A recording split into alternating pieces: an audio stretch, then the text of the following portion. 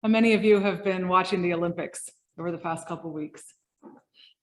The Olympics are always good for some stories of hope and courage and perseverance, and maybe this year even more than usual. I read a story the other day about two runners, Isaiah Jewett from the US and Nigel Amos from Botswana. And Jewett was in the final stretch of the men's 800-meter semifinal and in position to finish first or second when Amos came up from behind, hit the back of Jewett's heel, and both runners ended up on the ground. It was an accident, but still there was a dream down the drain in just a split second. You couldn't have blamed Jewett, I don't think, if he had yelled or caused a scene or just stormed off. But that's not what he did. Instead, he helped Amos up. They shook hands. And then Isaiah Jewett and Nigel Amos finished the race together. Sometimes a moment can be transformed when someone reacts in a way that's not what you'd expect. Last week in the adventures of Elijah and Elisha, we heard the story of Naaman, an Aramean general with a skin disease who comes looking for healing from Elisha. And remember, one of the significant things about this story is that Aram, where Naaman comes from, has been at war with Israel on and off since sometime near the beginning of the book of Kings, which really raises the stake of this miracle. Well, today, one chapter later, Israel is back at war with Aram. And this time it's not going so well for Aram because every time the king decides to advance, God lets Elisha know, and Elisha lets the king of Israel know so that he can always successfully fend them off. And Elisha helps out so much, in fact, that the king of Aram starts to think that there's a double agent in the ranks. No, one of his officers says, it's just the prophet Elisha. That guy knows everything. And the king says, then let's get him. In rides the Aramean army.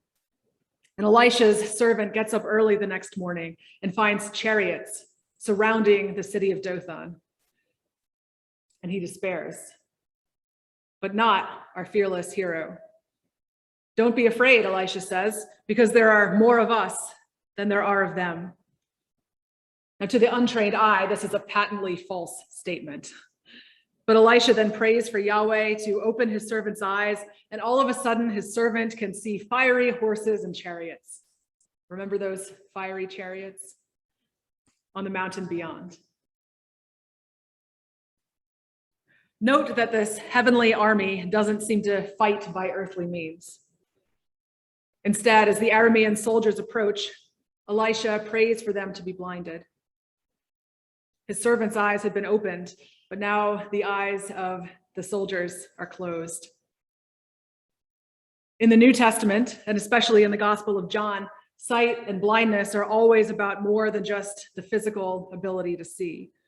They're always about a person's ability to recognize the truth of who Jesus is, of who God is. And I'm going to guess that there's a little bit of that going on here as well.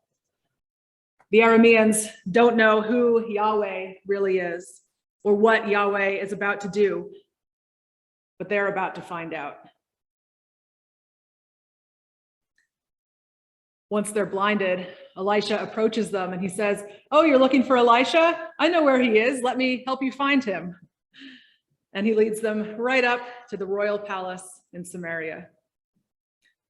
Their eyes are opened, and there they are, enemy soldiers at the mercy of the king of Israel. The king's instinct is to do what most kings would do, I think. He's going to kill them. He has the wisdom to ask Elisha first, "So, should I kill them?" And I don't know about you, but there's a moment when I expect him to say yes. Finish them off. That's what they do in the Old Testament, right? In the Old Testament, God always seems to be okay with Israel killing their legitimate national enemies. This is one of the ways that the people knew and understood God to be with them and fighting for them. Yes, kill them, Elisha will say. May their bodies wash up on the banks of the Jordan River, like the bodies of the Egyptians on the shore of the Red Sea.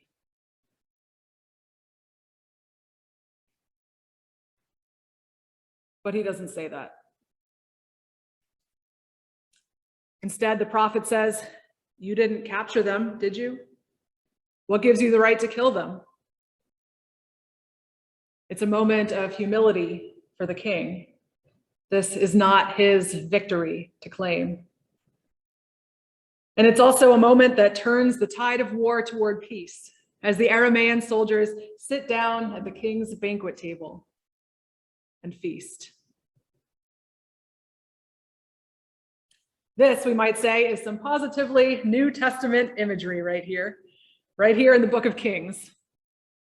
It fits right in there with turning the other cheek and going the extra mile. And if someone tries to take your coat, giving them your shirt too. It's civil rights protesters standing in front of fire hoses in Birmingham and facing tear gas in Selma and continuing to uphold their commitment to nonviolence. It's the unexpected response that interrupts what's happening and gives new possibilities to what might happen next. And there's a danger in that, isn't there? The danger is that you let people walk all over you, that they're more than happy to strike you on the other cheek as well, that they don't put down the fire hoses, that the Aramean army goes home and tells the king, well, the worst that happened is we got a feast in the royal palace, so why don't we try this again next week? The unexpected, peaceful response doesn't always change the moment, at least not immediately, though it sometimes can in the long run. But in this case, we read, the Aramean raiding parties didn't come into Israel anymore.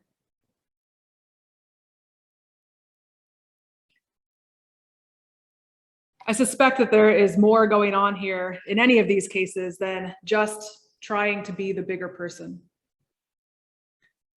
Imagine what it must have been like to be those Aramean soldiers sitting around the banquet table in the enemy palace. I imagine they must have been confused, on edge, maybe even humiliated. They came for military victory, after all, not for dinner. And the feast, in a way, highlights how much they didn't do what they came to do. Like when someone tries to take your coat and you give them your shirt also. Like when you peacefully risk your life for justice while others try to hurt you. It highlights the violence and injustice already at work in the system when you refuse to react in kind how they expect you to, when you refuse to play along. Maybe that's why Paul wrote in Romans, if your enemies are hungry, feed them. If they're thirsty, give them something to drink, for by doing this, you will heap burning coals on their heads. It's possible that there is a conversation to be had here about the difference between loving your enemies and peacefully heaping metaphorical burning coals on their heads, but that can be for another time. Not every example of this has to happen on a grand political scale either. Not every example involves fire hoses and bands of Aramean raiders. The other week, one of my Facebook friends, a former colleague who I had always gotten along well with, shared a post that was vaguely political, and it was something that I kind of mostly agreed with, but there was a small part that I didn't. And so I wrote what I thought was a fairly innocuous comment, just expressing my thoughts for the sake of conversation. And I was legitimately surprised a couple of hours later when she responded with several long and passionate paragraphs about how offensive my comment had been to her. And to be honest, then I was kind of offended by her offense. I felt like she had misunderstood what I was trying to say, misconstrued my words. And I could have said that. We could have really gotten into it. But after a few minutes to sit with it, I responded that I was sorry to realize how hurtful my comment was to her, and that I had in fact misunderstood the message of the original post. Because whether I intended offense or not, it had hurt her. And I was sorry about that. Then I held my breath and I waited to see what she would say. And I braced myself for all the ways that she would interpret things to still make me out to be a terrible person. And I imagined what I might say next, which might have been a little saltier. But instead she wrote, "Thank you. It's been a rough day, and I really needed to hear that." And suddenly all the further conflict that had been playing around in my mind fizzled out because it was over. I don't tell you that to make myself the hero choosing peace. I tell you that because it was hard. And because my friend in the end chose peace too. And because it's one of those things that I'm going to try to keep in mind for next time when it's hard again. We don't even have to heap those burning coals. Sometimes a moment can be transformed when we just choose peace. Like two runners, getting up and shaking hands. Like protesters, standing on a bridge.